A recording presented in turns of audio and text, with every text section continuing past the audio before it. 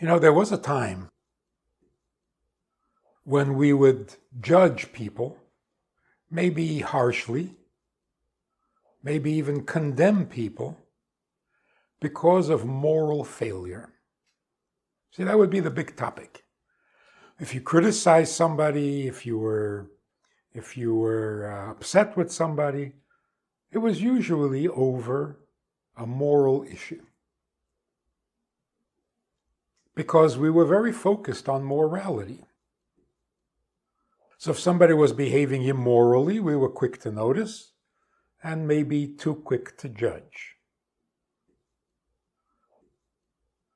Today, we're very judgmental, but on almost every subject except morality. We're very critical about people with different political beliefs. We're very critical about people with different personality traits. Hardly ever upset about the immorality.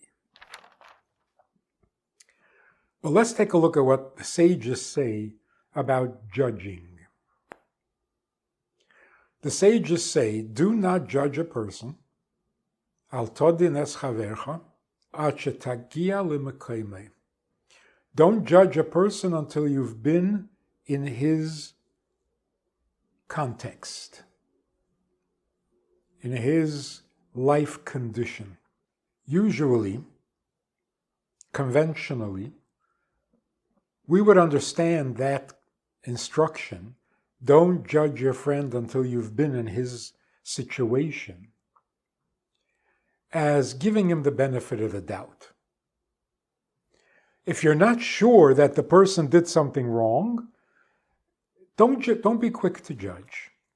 Give them the benefit of the doubt. But the sages are saying something much bigger, much stronger than that. It's not if there's doubt about the behavior. It's when there is no doubt.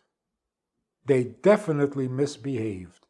They definitely did something they weren't supposed to or allowed to, and there is no room for doubt.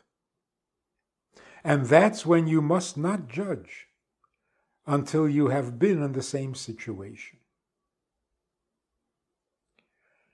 And what is that situation? A whole combination of stuff.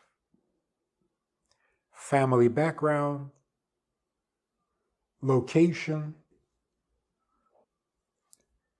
livelihood, temperament. You got to take all of this into account. If they grew up in a family where morality was not taken seriously, well, that makes a difference. You don't expect of a person who is just discovering morality, you don't expect the same behavior as someone who was raised with it from childhood, who was marinated in it, what their livelihood is all about. If they could pick their own environment, if they could work from home, for example, and the home is a healthy environment, that gives them a great advantage over people who have no choice but to be exposed to less than ideal environment. Temperament, there are people who are very passionate.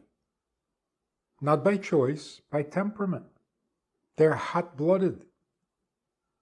Very easy for them to lose control and act on passion, whatever the passion may be. Other people are a little less ambitious, a little less aggressive, a little less intense emotionally. For them, it's easier to resist temptation. They're not as passionate by nature. They'd rather read a book than commit a crime. So, taking all of that into consideration, now you judge the person. So it's like saying, here is a person who has all the disadvantages. Everything plays against him morally. He's exposed to too much that is unholy. He wasn't raised with morality as a child. He does have a very fiery temperament that is hard to control. And you say, he did what? Bad man. Bad, very bad. What you're saying is that despite all of the disadvantages, he should have behaved himself anyway. And if he doesn't behave himself, he is condemned as bad. In other words, you're not taking into consideration the amount of effort necessary for such a person in that circumstance to not commit a sin. When the truth is, a person should be judged by only one feature, only one consideration, and that is, how hard does he try? Now, it's very possible that a person should be sorely, sorely tempted to commit adultery. And everything is working against him. He's exposed, he was never taught, he has a terribly passionate nature. Very hard for him. If he refuses, when there's an opportunity to commit the sin, the man is a hero. Should be treated that way. On the other hand, someone who is raised with morality, raised with religion, raised with God, with Torah, and he doesn't make the blessing over the food that he's supposed to make, what excuse does he have? How much effort would it take for him to make the blessing? And he doesn't. So in terms of judgment of personality and character, who's worse? Who's better? In other words, we cannot judge a person by his behavior. We have to check out the circumstances. Because what a person should be measured by is the effort. How hard are you trying? A person who tries really hard and fails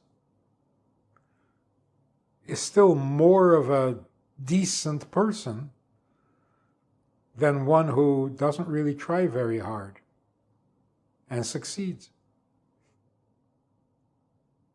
I heard this great story from a rabbi online. He was talking about the famous Chafetz Chaim, a great rabbi of the past century.